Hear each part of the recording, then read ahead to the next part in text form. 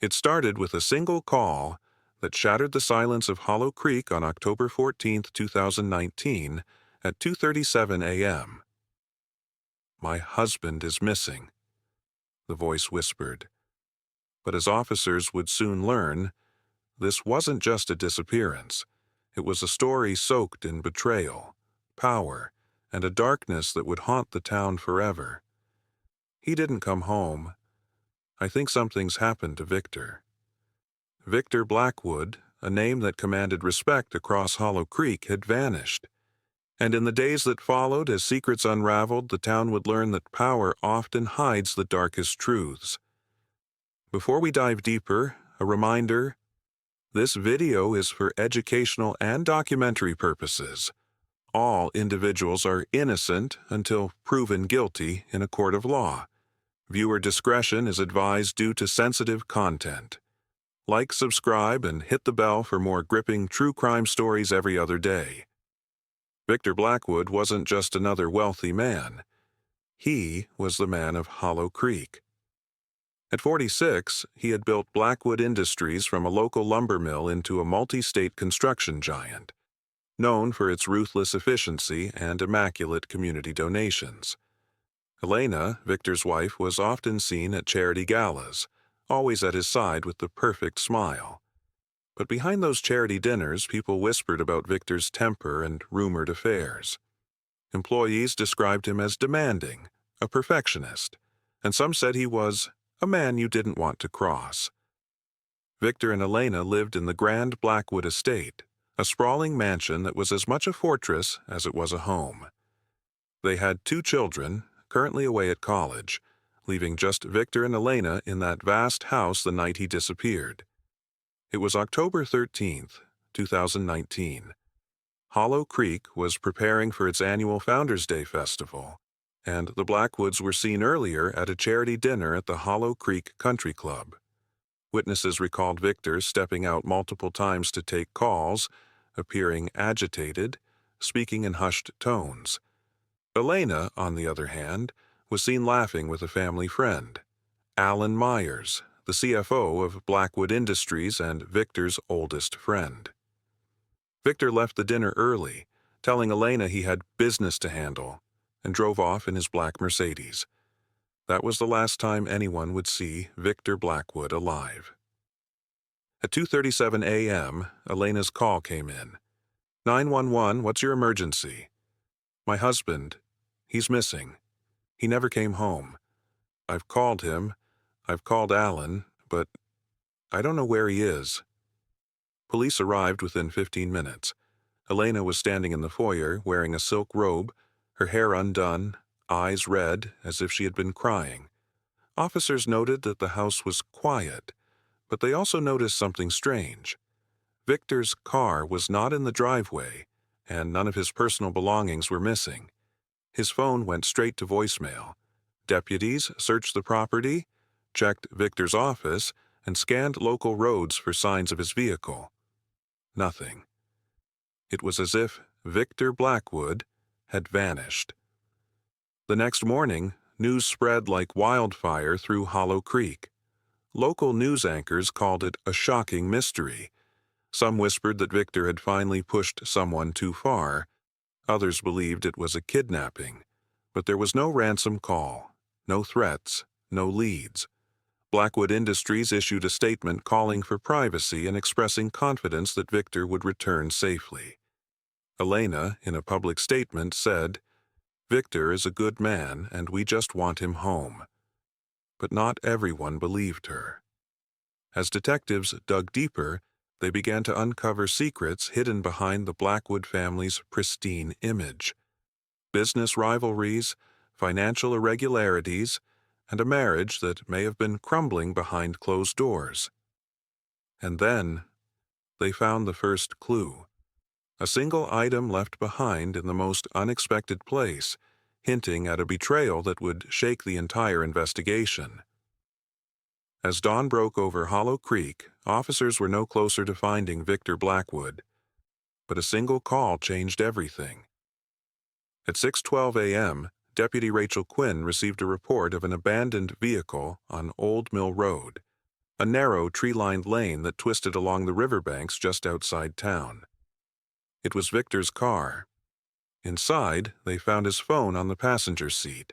The screen cracked, displaying a single missed call from Alan Myers, his CFO, at 11:47 p.m.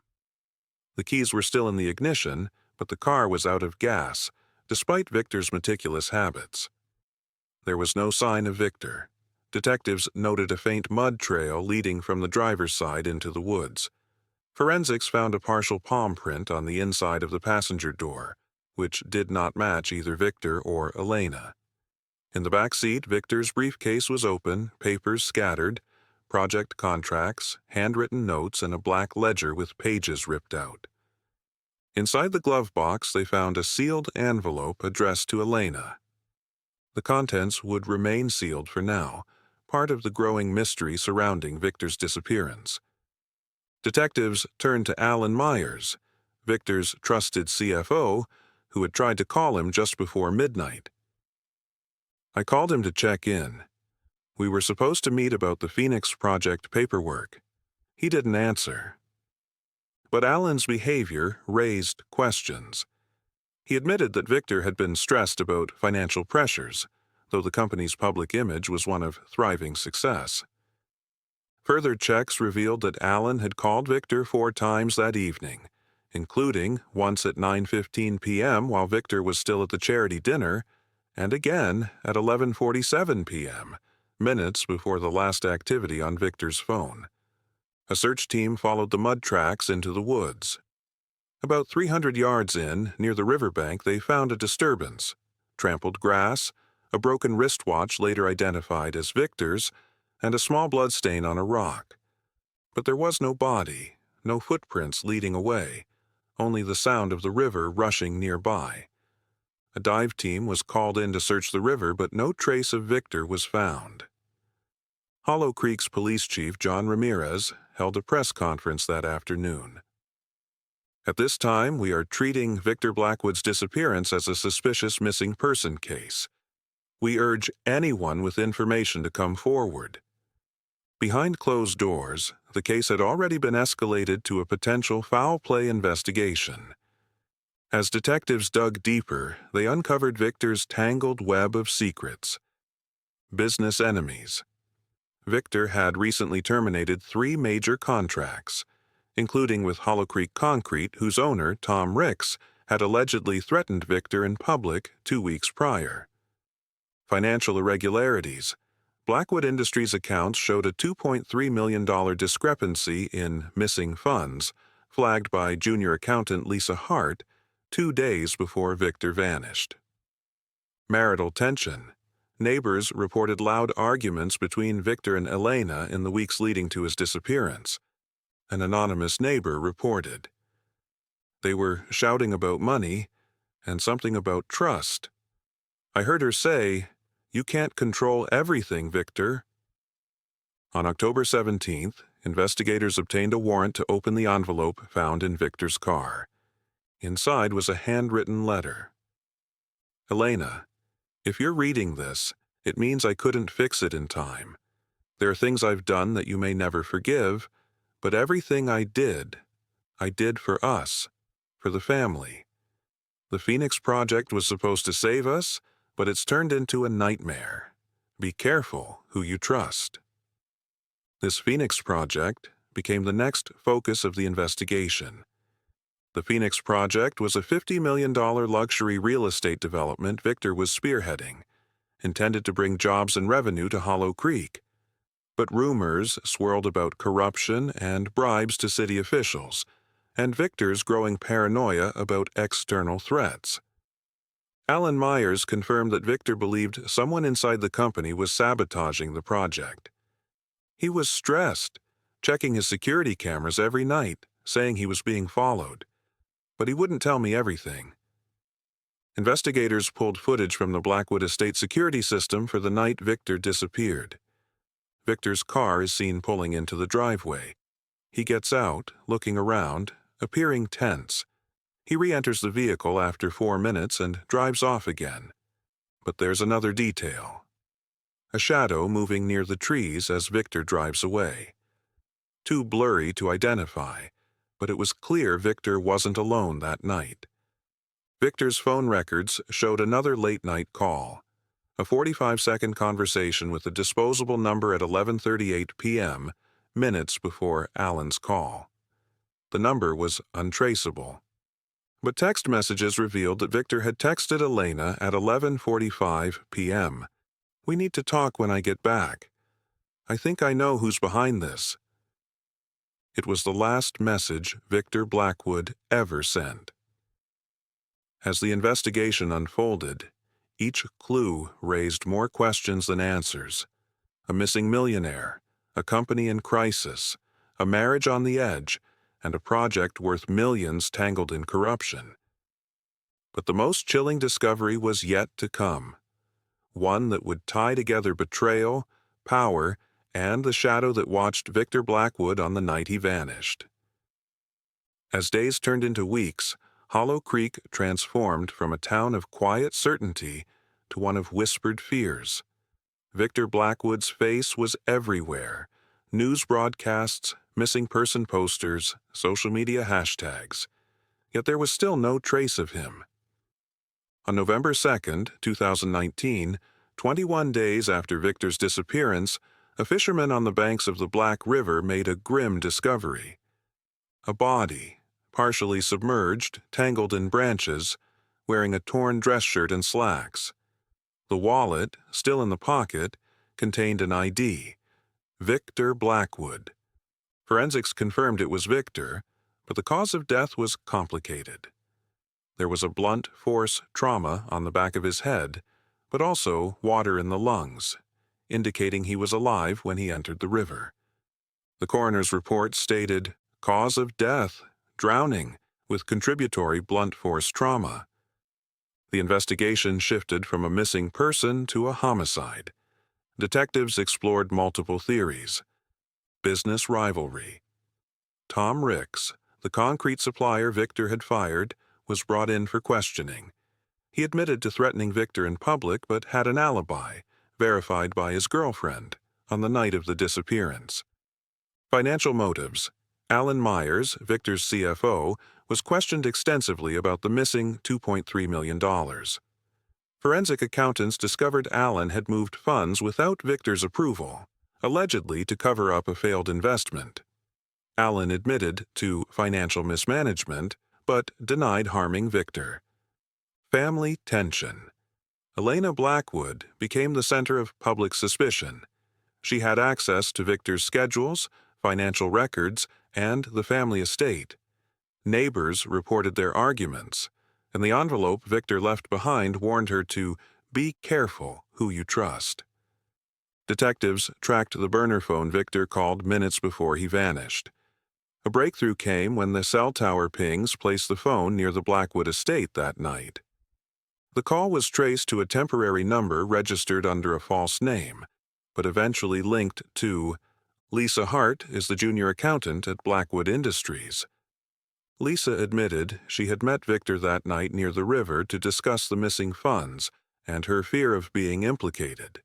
She claimed Victor had told her he suspected Alan was embezzling, and the Phoenix project was a cover for money laundering by certain city officials. Lisa said Victor never showed signs of leaving town, and she denied any involvement in his death. Elena was brought in for questioning again. Investigators discovered that the Blackwood marriage had been under strain due to Victor's affairs and controlling behavior. In a tense interview, Elena admitted that she knew Victor was in financial trouble, but claimed she had no idea he was in physical danger. "I wanted him gone, yes. I wanted him out of my life, but I didn't kill him." There was no direct evidence tying her to the murder. Alan Myers was charged with embezzlement and fraud, receiving a 7-year prison sentence after pleading guilty to financial crimes within Blackwood Industries. Tom Ricks sued the Blackwood estate for breach of contract but was cleared of any criminal charges. Elena inherited Victor's estate after a legal battle with Victor's brother, who claimed Elena was responsible for Victor's death. The court found insufficient evidence, and Elena was never charged. The police eventually closed Victor's murder case as unsolved, citing a lack of evidence and credible suspects. Victor's death shook Hollow Creek's faith in its leaders and institutions. The Phoenix Project was canceled, leaving dozens without promised jobs, and Blackwood Industries was dismantled under bankruptcy proceedings. Residents felt betrayed by the corruption and secrets that had been hidden beneath the town's polished image. In the end, Victor Blackwood's story was not just about power, betrayal, or even an unsolved murder. It was about the shadows that linger in quiet towns, the secrets that people keep, and the price of ambition when it is untethered from truth. Victor's body was found, but the truth of what happened that night remains lost in the waters of the Black River. Was it betrayal? Was it greed? Or was it something even darker? And so the question remains, who killed Victor Blackwood? Maybe one day, someone will come forward with the truth. But until then, Hollow Creek will never truly sleep, haunted by the chilling tale of a man who vanished in the night, leaving behind a legacy of secrets that may never be fully uncovered. If you found this story gripping, like this video to support our channel. Subscribe and turn on to get notified of our following deep dive true crime investigations. Comment below. Who do you think killed Victor Blackwood, and why? Let's discuss your theories. We post new true crime stories every other day. Stay vigilant, stay curious, and stay safe.